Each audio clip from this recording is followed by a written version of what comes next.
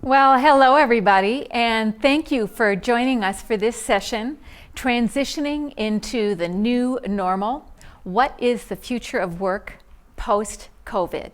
And I'm really excited to have with me today some phenomenal people, including Dr. Adriana Ayala from the Chicana Latina Foundation, Nick Honeysett from the Balboa Park Online Collaborative, and Vanessa Ruiz from the Jacobs and Cushman San Diego Food Bank.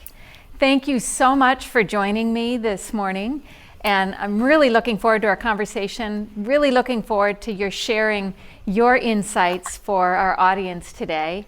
And before we start, I just wanted to reiterate some of the things that I was sharing with our audience at the very beginning of the symposium.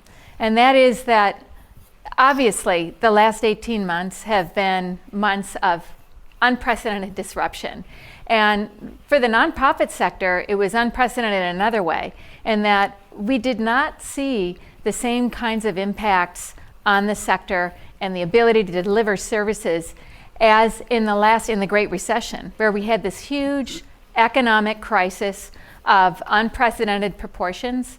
But nonprofit organizations actually continued to meet rising demand for services and still saw kind of a steady increase in revenues and assets. And we didn't see a large exodus in terms of staff, either being temporarily furloughed or permanently being laid off. And yet this time around, we saw an incredible disruption in the ability to deliver services because we had these on and off again stay-home orders that organizations had to grapple with, where much of the work that nonprofit organizations do is in person, of course, just like everywhere else. And then, of course, shifts in terms of if you were an arts and culture organization that couldn't deliver some kind of performance where there had been ticket sales, et cetera, all of a sudden really losing those revenues. Or if you're an organization that is delivering some kind of school-based programming and schools were shut, all sorts of disruptions. Not to mention, obviously, this increased demand, thinking about, I know when we talked about the food banks, and just how much increased stepped up demand that we saw there. I guess for all of you, what I wanted to ask you today is really share your insights and experiences and hone in too on some really important lessons learned for boards. And so we'll just have a back and forth conversation about this, just really helping us understand how nonprofit staff and boards can work together and really move forward in the recovery. And importantly, reflect on what we learned from the crisis and what are those lessons learned that can really inform the way we do our work moving forward, and what kinds of strategies and approaches may be adopted more permanently as things that you tested out during times of COVID that you might bring forward post-COVID. So first, to start off, just so that people hear a little bit more about your organizations, I'd love to have you all share, again, a bit about yourself and your organization, starting with Adriana. Okay. Good morning. It's great to be here, Emily. Thank you so much. Great panel. I'm Adriana Ayala, and I am the Executive Director of Chicana Latina Foundation. We've been around for more than 42 years. And it rose up, this organization rose up from women that didn't see brown faces at the graduate level, at the undergraduate level. And so they said, there's something wrong with that. And so we've been here giving scholarships since 1977. And besides giving scholarships, we also train the next generation in terms of conscientious leadership, service leadership, and coach them on how to be, disruptors in the structural system, and how to be successful, not just in college, but outside of college in their professional lives. And so we have an alumna association that's very strong, that is very rich, and it's a treasure. They're the new leaders of tomorrow, and I can rest in peace for sure, knowing that we have a very strong leadership. Well, thank you so much. That's something that really hit home for me too during this whole experience over the last number of months. Is really what kinds of leaders are we going to build for the future, and how can we ensure that actually they inherit a better future and we're better ancestors for them. And with that, I'd like to go to you, Vanessa. Can you share a bit more about your organization? Yes, thank you. Thank you for having us today. The San Diego Food Bank has been around since 1977. We are the largest food bank in San Diego County, and right now we're serving over 550,000 individuals every single month. We do not do that by ourselves, of course. We do have a North County Food Bank branch in the Vista location. Our Miramar location is where we call our mothership warehouse is located. But we partner with 500 nonprofit organizations in San Diego County, ranging from food pantries to soup kitchens to residential facilities. And we cover everywhere from San Isidro up to Fallbrook and even parts of Imperial County. We drive out to El Centro and Calexico twice a month to make sure that we're able to get food out to those communities as well. We have seen a huge impact since COVID, and I know we're going to talk a little bit more about what that impact looked like. Here at the Food Bank, we have a range of different services. We do obviously provide food, and we have programs for seniors. We have emergency food service programs for low-income families, programs that specifically helps children, our Food for Kids backpack program, On the Go program, but we're also known as the regional diaper bank hub. So we are the food bank in San Diego who provides over 500,000 diapers to over 100 of our partners. That's huge for us. We want to make sure that we are addressing all sorts of issues that arise from poverty and can lead to food insecurity. And so those are just a little bit of some of the programs that we focus on. And of course, we've expanded significantly since COVID, have expanded on some of our outreach efforts with CalFresh, also known as food stamps, to ensure that families are not going without food. Wow, that's incredible. And to think 500 community partners. And I think what that really also highlights is just what a collaborative community we have of nonprofit organizations, and in something as basic as food, where we know the food bank as well as this broader coalition is really working to eliminate childhood hunger here in San Diego County, among many other things. And now I'm going to go over to you, Nick. Can you share with us a bit more about your organization? Sure. My name is Nick Honeysett. So I'm CEO of the Balboa Park Online Collaborative. We're pretty unusual in that we're a non-profit technology company. There's kind of two parts to us. One is we're located in Balboa Park, so our offices are above the visitor center in the House of Hospitality, and we serve most of the institutions for their IT needs. So desktop support, servers, all those kinds of things. If you've ever been to Balboa Park and taken advantage of the Wi-Fi, the free Wi-Fi there, you're welcome. That is supported by the collaborative. So we work with all the institutions. We have the shared service model for providing technology service and support. And then the other part to the organization is we do this. We've learned so much working with the diverse organizations in the park that we have created a kind of an external revenue stream that brings earned revenue back into the park to help support some of the efforts that we do, where we provide strategic consulting, digital transformation, digital strategy to institutions across the US, actually also in Europe too. And we also provide IT services for some institutions outside of Balboa Park in the San Diego area. So we've been very busy since the closures, as you might expect. Well, thank you for that. And I am sorry I noticed that it says collective instead of collaborative, although collective impact is certainly part of what you do. And I think it is really exciting, especially when you look at what happened in Balboa Park and so many institutions that had to shutter and shut their doors and cancel performances, postpone them. And what a lifeline technology has provided, and the work that you've undertaken to allow that, and also the national and kind of global leadership that your organization based in Balboa Park has been able to assume, learning from what you're doing in Balboa Park. So thank you all for being here today.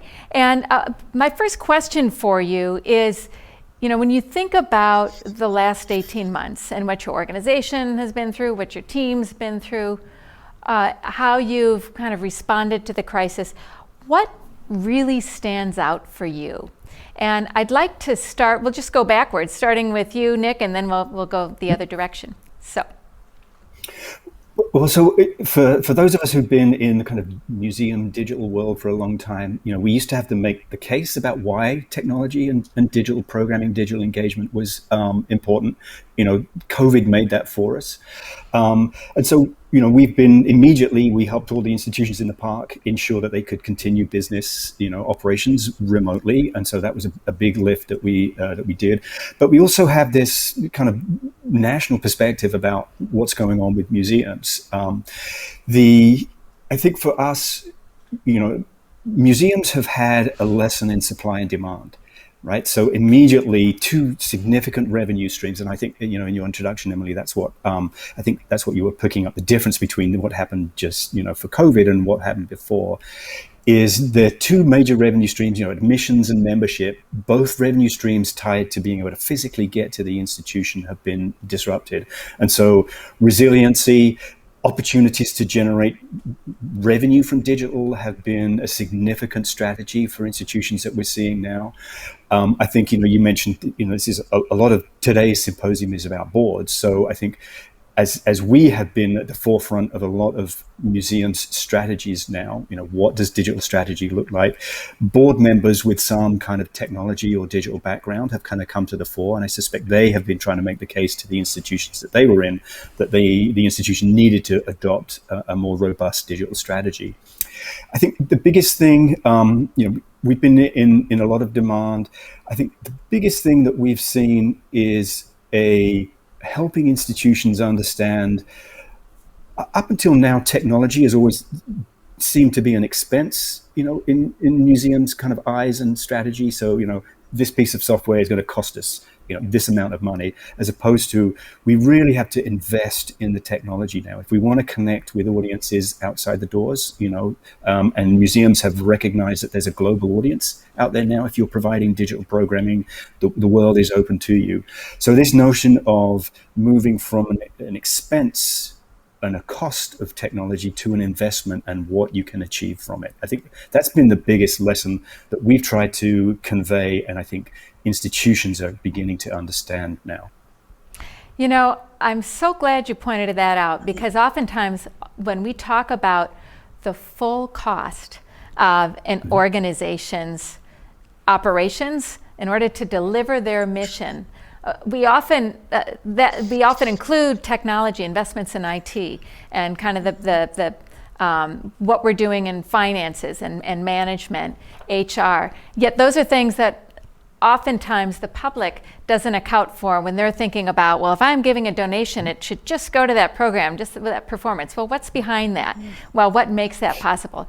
Especially now when we really depended on technology more than ever to really be able to go online, and it's in the name of your organization, that is an important investment for boards to really keep front and center. So now a very different kind of experience and different set of services with you, Vanessa. Could you share with us what really stood out for you? Yes, of course. One thing that we quickly realized is that food banks were elevated at a much higher level than ever before. You were hearing about food banks from all the way from the president down to local council. We definitely played a heavy role, and that meant more food.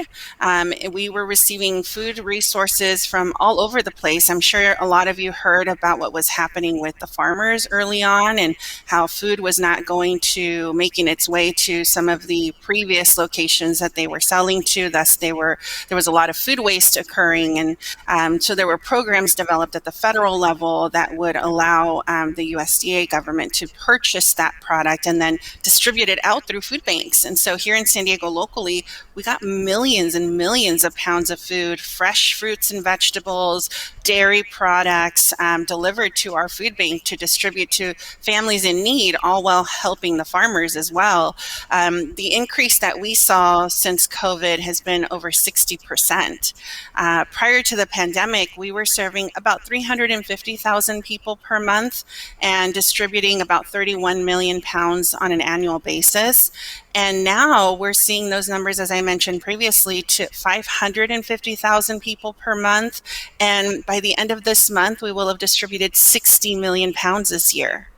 It's amazing to see the growth that we were able to sustain in a short period of time. But it definitely, like I said in the beginning, we realize that food banks are crucial and play a very important role in a pandemic, as we saw here. There was nothing that we could have done to really prevent this from happening, but we do feel that we were prepared. We are big on strategic planning, on contingency planning, scenario planning. Although pandemics were not on any of those lists, it was definitely something that we had worked on, and I think that has allowed us to remain resilient and continue to keep up with that increased demand that we're seeing across the board. Well, thank you. I think underscoring that the need for boards to think about that contingency planning. Of course, nobody had in their strategic plan what to do about a pandemic. I haven't talked to any organization that had that, but contingency plans are things that boards should be considering when they're looking at different aspects of the organization's leadership and management. And just in this case, if I did the math right, what you're saying is 1 in 6 people in San Diego County, roughly, yes, drawing food from that food bank, and then a doubling of the amount of food that assistance you had to put out over the last 18 months. That's a doubling the amount of services. Yes, 60 million pounds of food, like I said, by the end of this month. Just since the pandemic, it's been over 78 million pounds. Wow. All with limited resources, right? We had to basically, with the same amount of trucks, with the same warehouse space, figure out how we were going to double our services. And so we have been lucky enough to expand our warehousing, to buy additional vehicles. But again, it was after the fact. And so we were not prepared for this. I don't know that anyone was prepared for this level of increase, but we are now know what to expect and are trying to continue to meet that increased demand. I want to definitely return to that with all of you. The idea that there were some one-time investments that have been made by organizations to grapple with the challenges unique to the pandemic, and also to really shift the way you deliver your mission in a way that really responds to people and enables them to continue to have access to services, to performances, et cetera. And so we'll return to that for sure. And now I'd like to turn to you, Adriana. If you could share with us, what did it mean for you? I mean, here you are, you're working in higher education. I know at the University of San Diego, we were remote last year. It had huge impacts on students, huge impacts on the organization, the institution at USD. How about you? Well, how have we not been impacted, right? I have 2 kids, and they had to learn from home. Well, we were also at home trying to work, and let me tell you, it was a challenge. And I know that they survived. They were resilient, and these are 2 elementary school kids. The college students, I can't even imagine what they went through. Some went back to very dense homes where they didn't have space to talk about their classes, engage their peers. Many of them just felt really stressed, very anxious. They didn't have good, Wi-Fi. I mean, just so many challenges that these students, these kids, just faced on a daily basis. I've experienced Zoomitis, and I mean, just, this exhaustion on Zoom is very real. And many of the students, were impacted by COVID, and many more so than others, having gone back to families that are unemployed, underemployed, like Vanessa's talked about, is food insecurities, home insecurities. I mean, just a huge gamut. And just dealing with these students' stories, their powerful stories of resilience. They're still here. They're survivors. And so we've had to definitely shift, these last 18 months and how we help the students. We were like others, face to face, physically, but now we put everything, all our programs, virtual. And we had to think about ways that, what do our students need virtually? Much like you have, Emily, how do we help them succeed in class? How do we help them succeed as individuals that have all of these personal issues, their family issues? Because, it's not, you're far from home, so it's out of mind. No, you're in the house, so it's in mind. It's physical. It's a problem, and you're feeling it. And so, we've had to shift. Of course, we've helped 43 families. We've had our emergency funds. We shifted. We've had more check-ins virtually because our students, in checking their pulse, they said, we want to check in. We're isolated. We have no friends. We're facing these four walls in this apartment. We don't go out. And so we had to address that. And so everything was more hands-on virtually. We did our annual awards dinner, again, virtually. So we did everything that we had to do, and it was done virtually. Of course, as a nonprofit, just like you said, we had to tighten the belt because we did not know how we were going to be funded. We didn't, much like our peers here, where our funding was going to come from. So we tightened the belt, and we saw corporate foundation giving decrease or was altogether eliminated because they had to shift in helping, those impacted by COVID-19 as it makes sense to be done.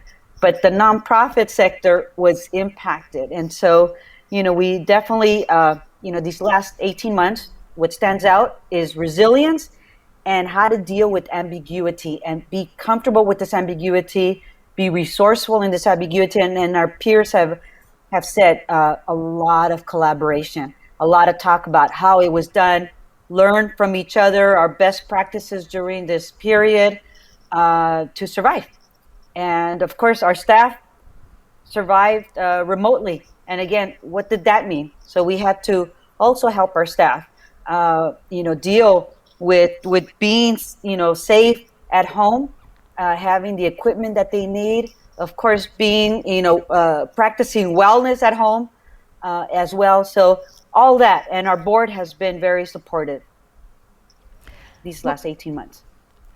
That's a really interesting story, and I think you underscored something that I really want to call out because it's something that all organizations are going to face in one way or another. It is, of course, that not only did we have the physical and the health effects of the pandemic to grapple with, but also the emotional toll and the mental health issues that have arisen from that emotional toll on all of us, and the fact that we had a far greater collision between people's personal lives and the economic dislocation that many were facing on top of that with the work life and education. And these are things that, while it was really intense over the last 18 months, the lasting effects, I think that's what's really unfolding. How do we really help people come out of this and recover? And really underscoring too the idea that really focusing on resilience and that the importance of remembering that we always face uncertainty in our survival. And the pandemic kind of gave us more of a clear portal in view of that we might have a false sense of security that we've got our business plan, our strategic plan, we've got our funding lined up, but then something happens that's completely unexpected. And thank goodness there was a contingency plan in place, at the food bank. Thank goodness with Balboa Park Online Collaborative and the Chicana Latina Foundation, that there was this effort to really pivot and a lot of flexibility. And I think also this focus that you have anyway in terms of really conscious leadership and adaptability and ability to it's self-resilience. The self-care and resilience that's an emphasis. It's a really good kind of focus that also helps with the organization. What I wanted to just ask you to share a bit more about was, in thinking about the work that you did with your boards over the last year and getting through this, were there any particular areas where you had a challenge that you'd like to share? Any areas that were particularly contentious when you were trying to figure out, where all of a sudden there were suspensions in revenue or inability to deliver certain kinds of services? Could you share anything about that? And then if you have any thoughts or things that you want to share too on how you really dealt with that. And I'll start with you, Adriana, and then we'll go the other way. Okay, so Vanessa's in the middle. Yes, there's definitely the fiscal challenges, right? The financial challenges, and I know the board, just like all of us, the executive directors were, oh my gosh, how are we going to do? Okay, so we're tightening the belt, and they're asking questions about our financial health, and we're trying to also, just like you said, be adaptable in this. We've never experienced a pandemic, so just having those conversations. Okay, we're in a pandemic.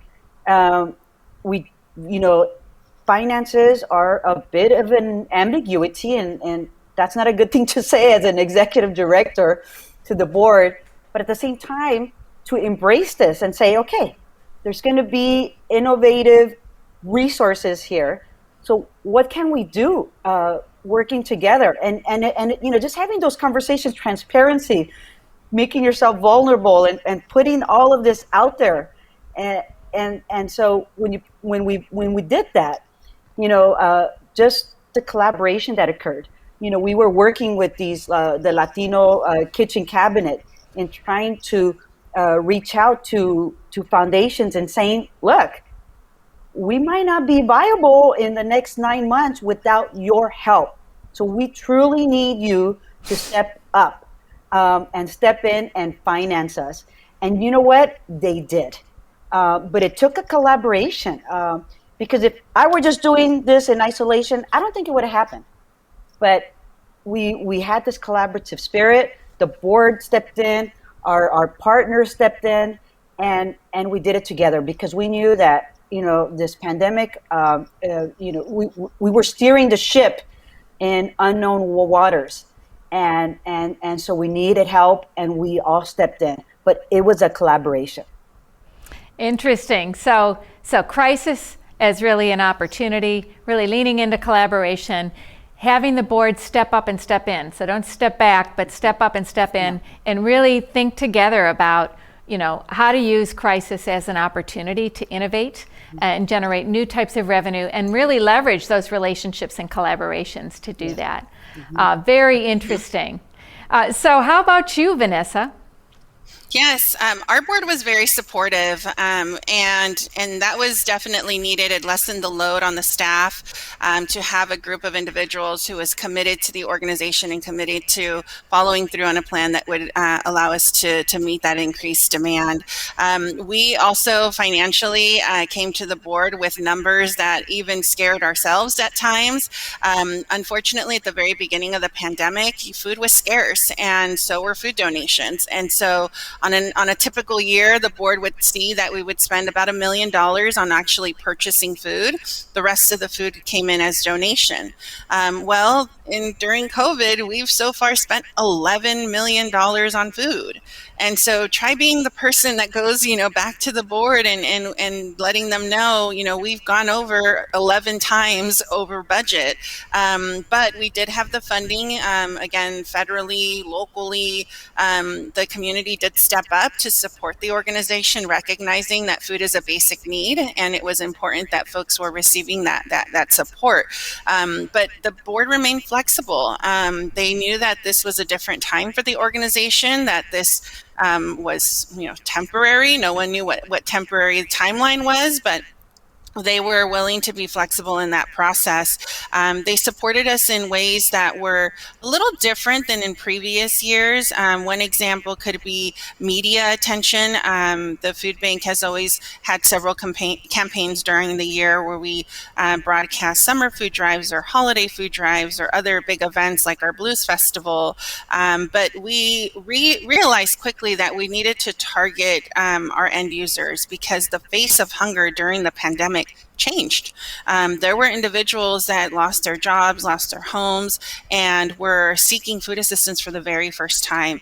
And so getting the support from the board to allow us to do commercials that targeted individuals, letting them know that we are here, we have plenty of food, we're here to serve you, and here's how you can get that assistance. That was a little different. We were no longer talking to community members about coming to donate, but we're instead talking to clients and potential future clients, making sure that they were aware of our services. And so that was a little bit of a different tone and messaging that we were giving, but our goal was to make sure that people knew how to get our services, that they didn't find roadblocks or barriers to accessing food, and that they didn't feel that they were taken away from someone else, that they knew that we had enough. And so our commercial showcased our warehouse where there were pallets of food available, just to show them that we were here to support.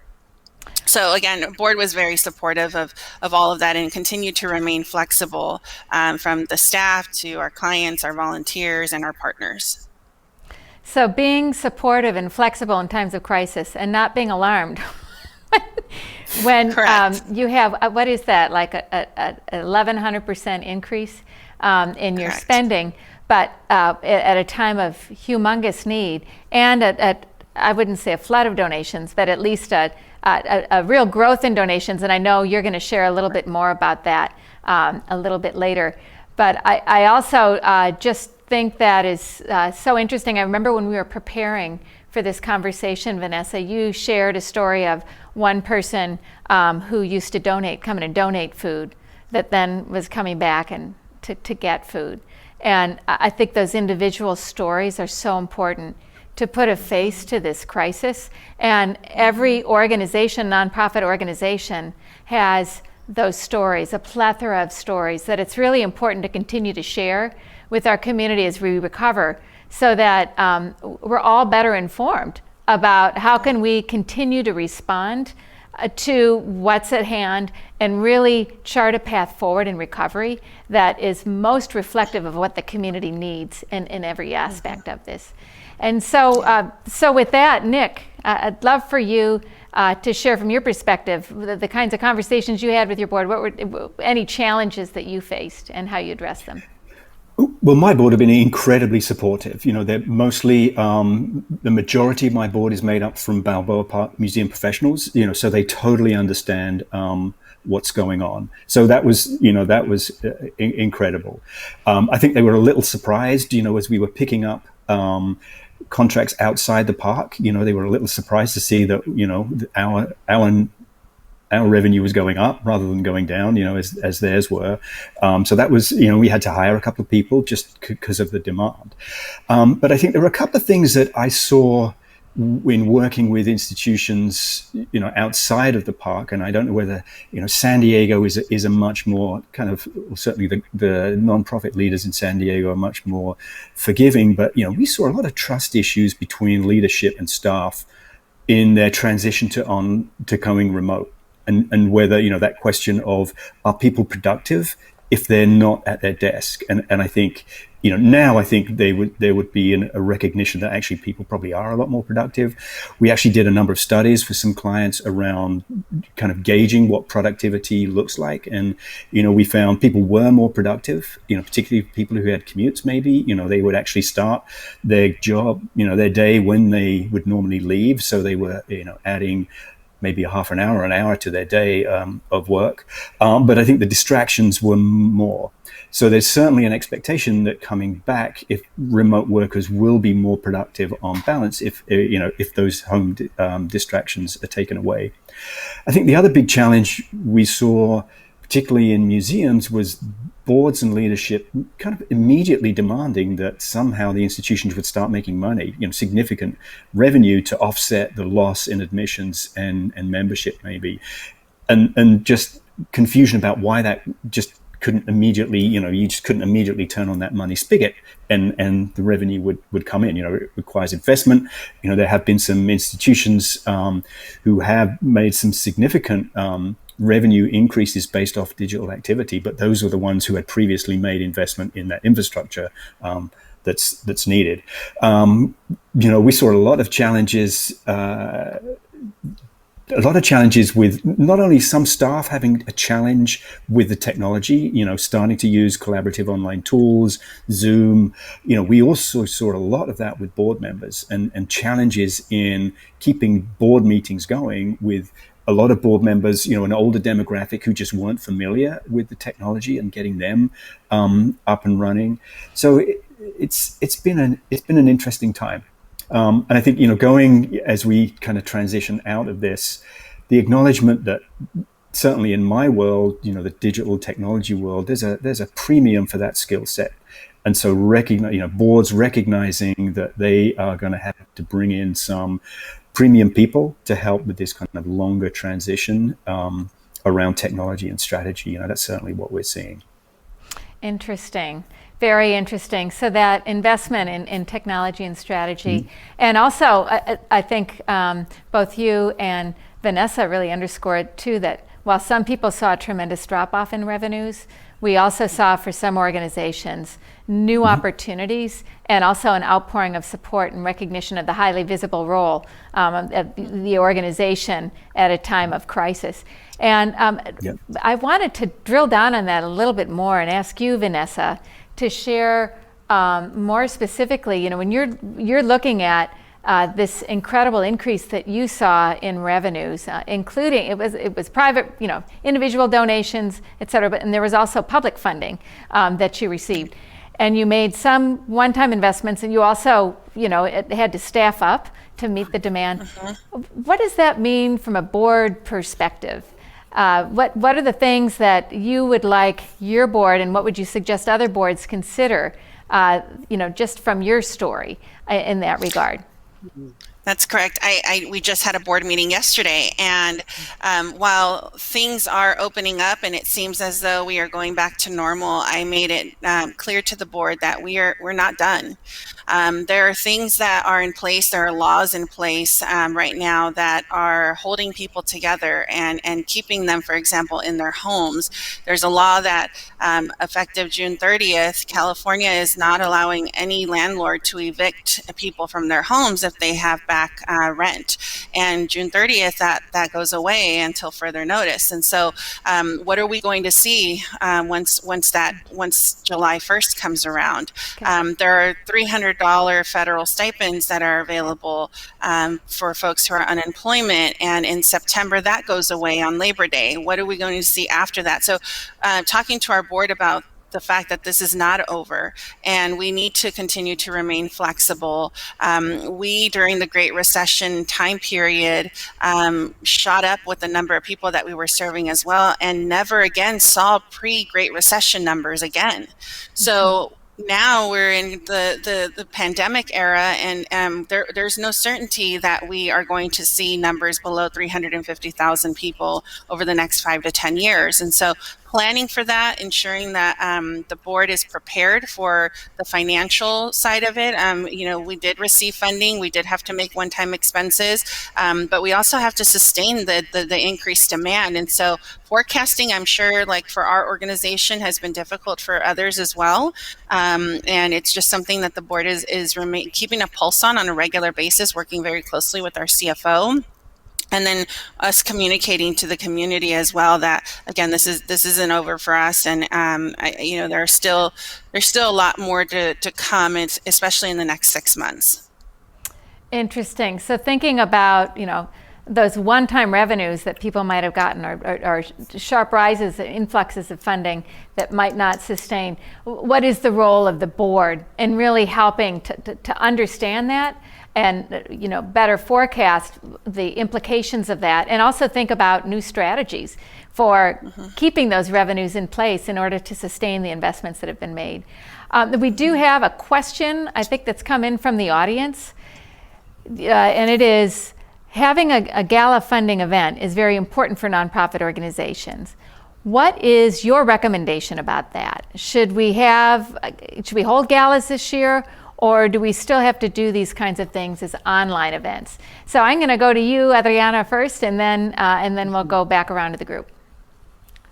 Wow, that's a good question. Last year we were on a learning curve because we just couldn't have a face-to-face gala, but we wanted to continue to have an annual awards dinner to recognize the student achievements, and so.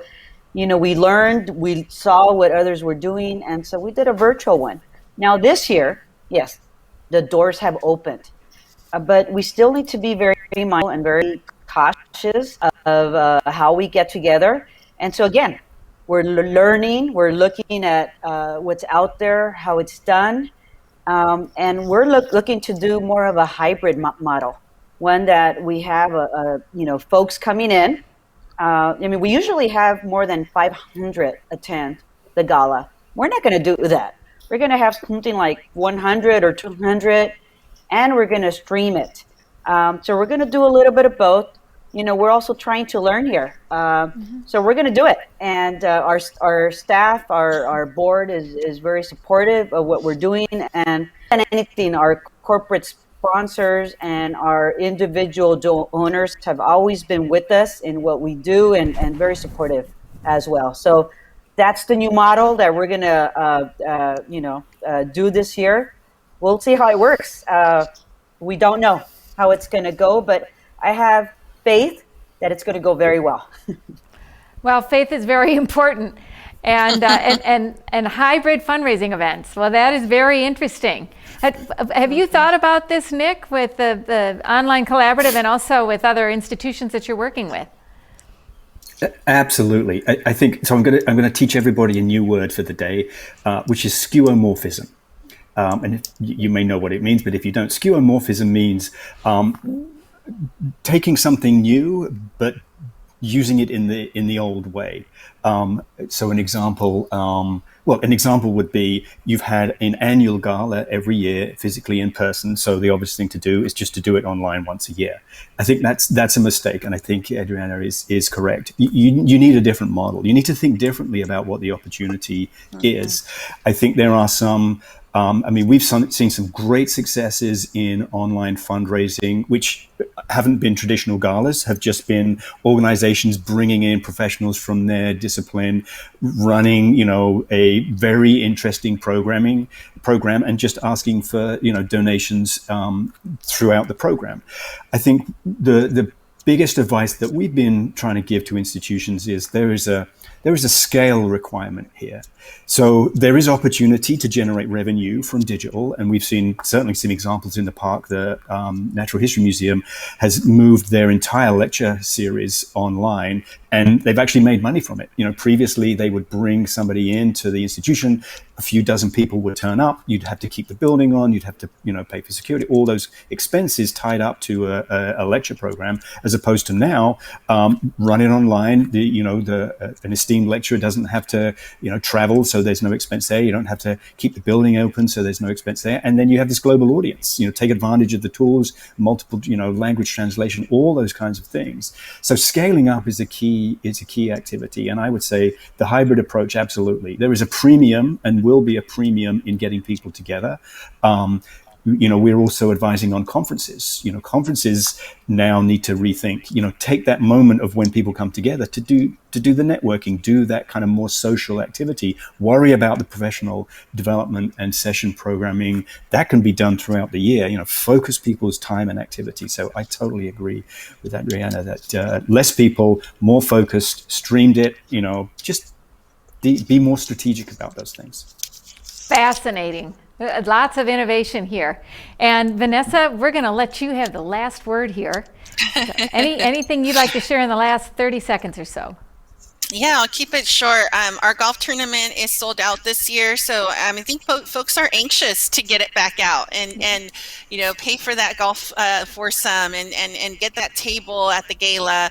Our gala was virtual. It was a nice production, and our Blues Festival is not going to be virtual this year. September 11th, we're going full on, full stage concert. We're changing it up a little bit, so we are being a little, we're not doing it exactly how we did it in years past, but being flexible, I think, is the biggest key here with your events. But folks they're ready for things to come back. Yeah. Well, thank you so much. Just great stories, great insights and perspectives from all of you. And we're just so grateful for everything that you do. You're incredible leaders in your organizations and in your communities. And keep doing all the great work. I wish you the best of the rest of the summer and good luck with the work ahead. Thank you. Thank you, Emily. Thank you. Thank you for everything. Everyone. Thank you, Nick, Vanessa. Likewise, Adriana.